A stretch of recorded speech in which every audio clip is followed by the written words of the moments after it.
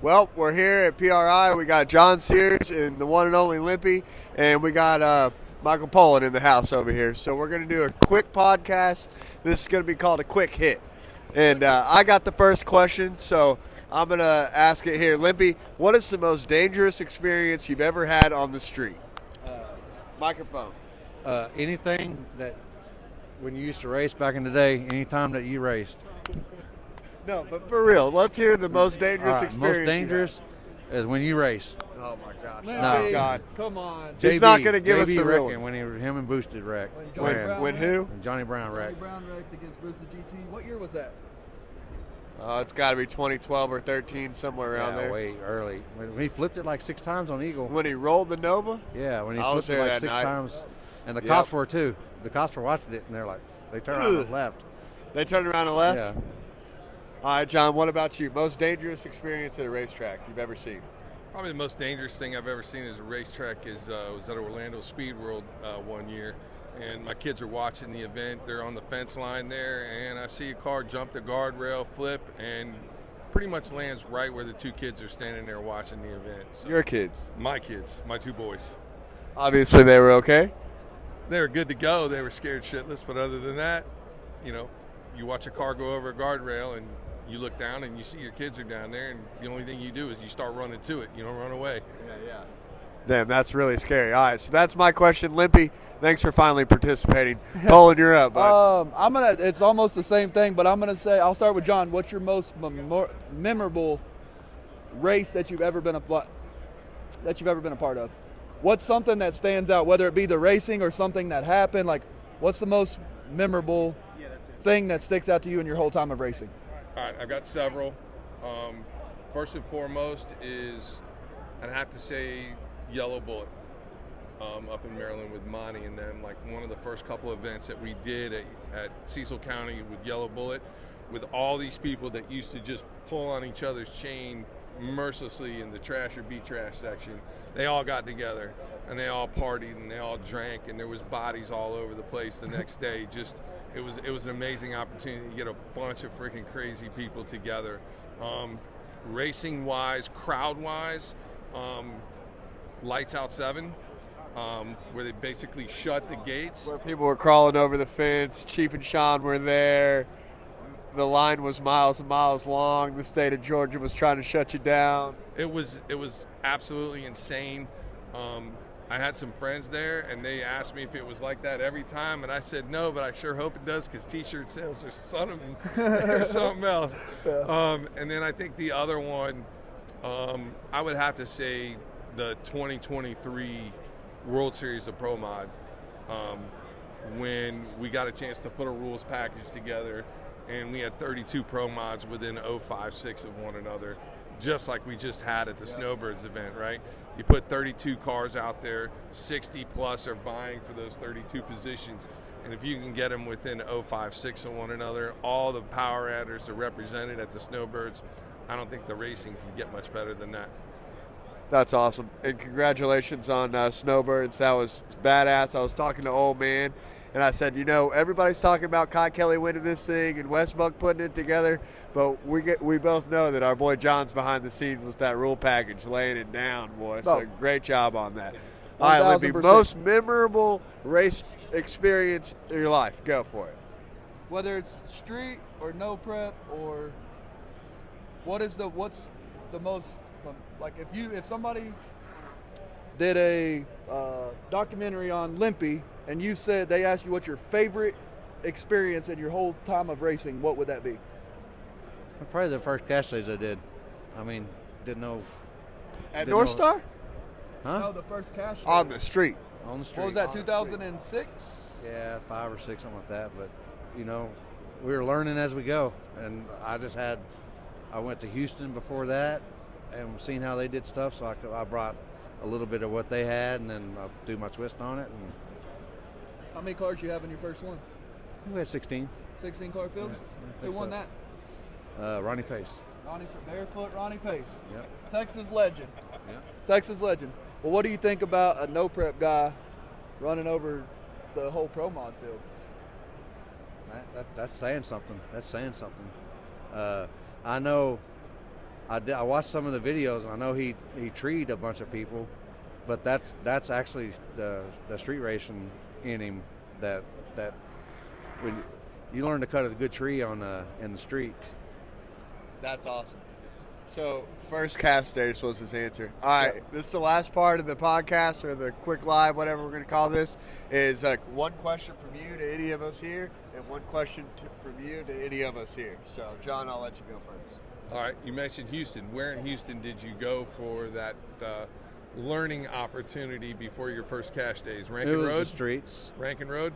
Yeah, we went to Rankin Road. Okay. We went to Rankin, and then we went to Did you go out by Hobby Airport? JFK. Yeah, that's JFK. Yeah. Yeah. I The used short to live the in, short road. Yeah. Yep, I used to live in Houston. Yeah. So before the drag strip that's there now, we had a dirt track out there in Big H, and used to crew on a sprint car out there and everything else like that. But we would street race Rankin Road. We would street race down south by Hobby Airport. So time out. John Sears used to street race? No, But you were a spectator. I was there. Let's put it. Yeah, that way. okay. He knows of it. Yeah, he knows of it. Yeah. Taking cars out there. Yeah, I was taking taking cars cars. at the I was street taking race. cars. Yeah. That's awesome. Back All when right, Jesus let's- was turning water to wine. Yeah. He was taking cars at street races. 3,000 years ago. Let's hear from Limpy. One question for any of us that here.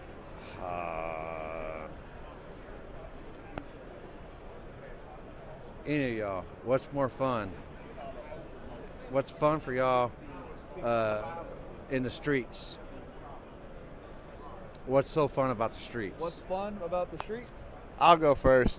I'm obviously allergic to police, so the streets have in later years become more of a stressful thing than anything for me, and it's something that I obviously stay away from because, that allergicness is very harsh. There was a cop at the entrance of this place. That's why I'm all stuffed up right now. Had to walk past him. Jimmy said, shout out to the sidewalks for keeping me out of the streets. Yeah, for real. So I stay out the streets, but I will tell you some of my most fond racing memories are definitely growing up watching you do that and, be a menace. We talk about it every time we're on a podcast. We talk about how I was the Honda kid who would roll up to his street races, and it was back in the days where the muscle car guys and race car guys didn't hang out with the Honda guys. And now I feel like it's a lot more like, oh, you can recognize really fast nowadays. I mean, look at Glenn. Right.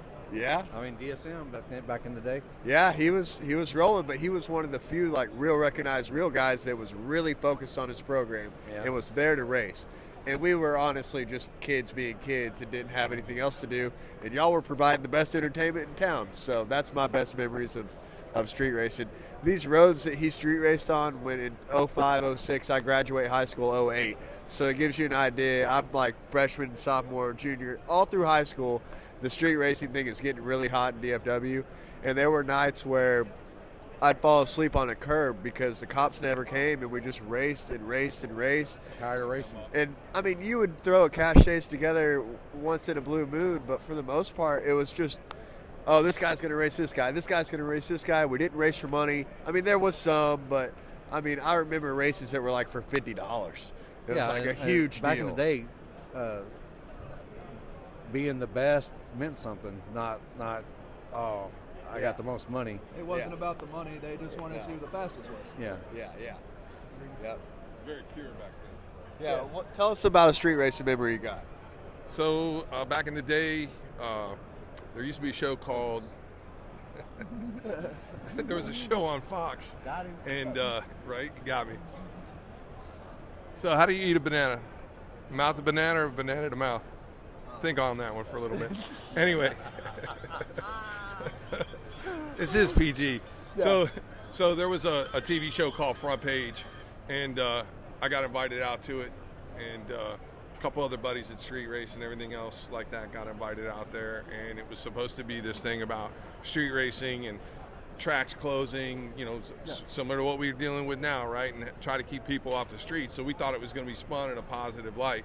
So we went out there and participated in this thing. I actually, it was Mother's Day Sunday that we did this, and I left eating dinner with my mom to go street race to do this thing called Front Page, and it was Ronald Reagan's son that did the whole thing.